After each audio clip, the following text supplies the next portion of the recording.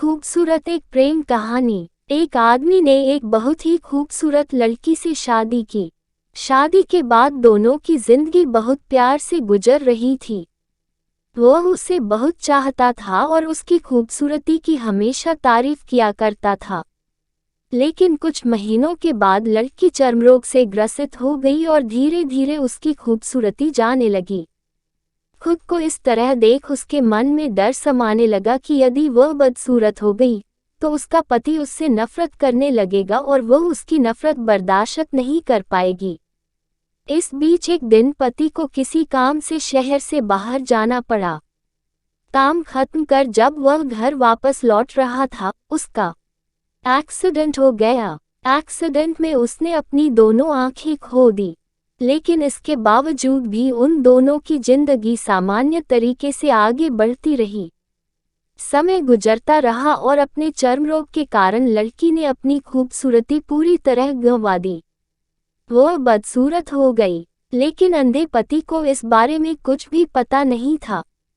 इसलिए इसका उनके खुशहाल वैवाहिक जीवन पर कोई प्रभाव नहीं पड़ा। वह उसे उसी तरह प्यार करता रहा। एक दिन उस लड़की की मौत हो गई। पति अब अकेला हो गया था। वह बहुत दुखी था। वह उस शहर को छोड़कर जाना चाहता था। उसने अंतिम संस्कार की सारी क्रियाविधि पूर्ण की और शहर छोड़कर जाने लगा। तभी एक आदमी ने पीछे से उसे पुकारा और पास आकर कहा, अब तुम बिना सहारे के अकेले कैसे चल पाओगे? इतने साल तो तुम्हारी पत्नी तुम्हारी मदद किया करती थी।